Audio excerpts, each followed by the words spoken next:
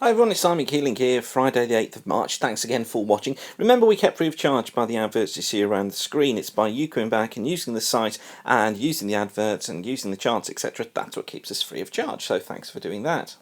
Got a wintry look to things, as I've been telling you over the last few weeks. This is the chart from midnight last night. It's the analysis chart from the Met Office, and what it shows basically is the mess across the country just at the moment. Got a battle taking place between milder air trying to get in from the southeast and this cold air that's already across Scotland, northern parts of England, separated off by the warm front you can see there.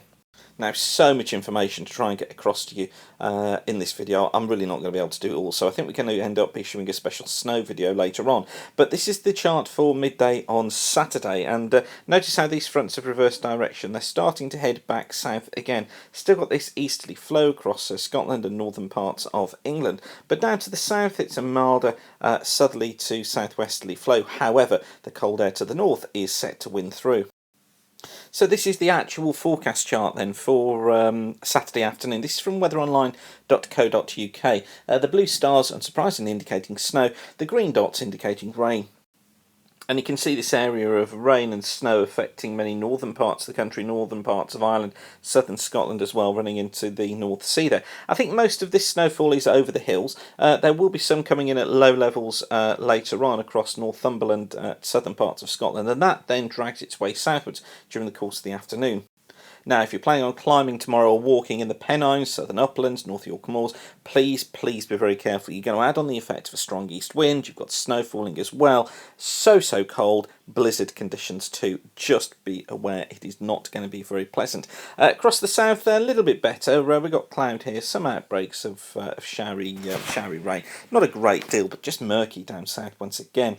Brighter coming into northern parts of Scotland. These snow showers coming in and feeling really cold.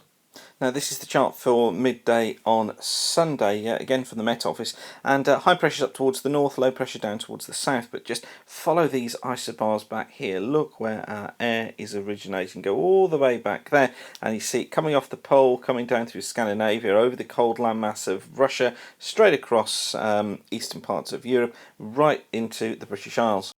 So really cold air coming in. Also notice how close together the ice bars are. That indicates windy conditions.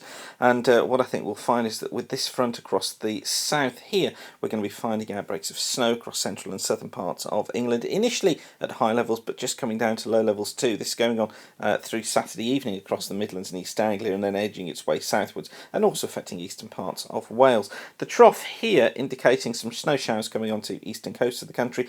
Best of the weather always western Scotland, northwest England, Northern Ireland, but just feeling bitterly cold for all areas.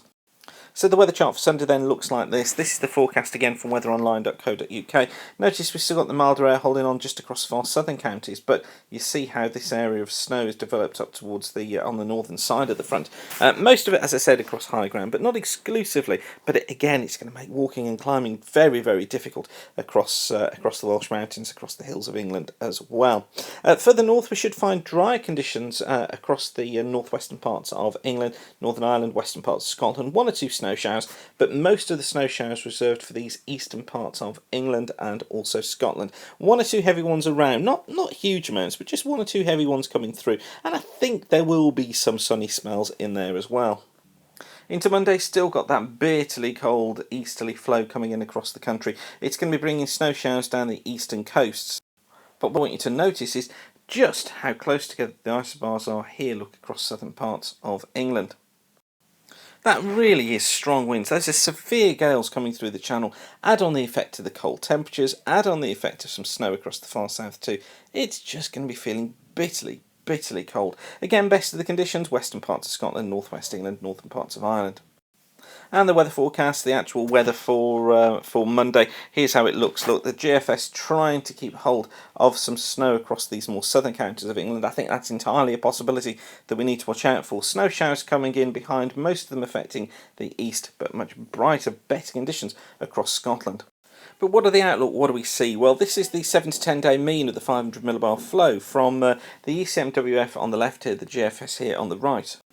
and this is valid from next Friday through to Monday the 18th. And what to notice, both are quite similar. Got a ridge through the States, trough coming into the channel here, into the Atlantic here. But also look at this big ridge that's back up over the poles. It brings down this flow, this northerly flow through the UK and into the western parts of the Atlantic. And what that does is that it effectively keeps away the milder jet and keeps blowing it through Spain and Portugal and the southern parts of France, which have experienced some really unsettled conditions and are just going to continue to do so.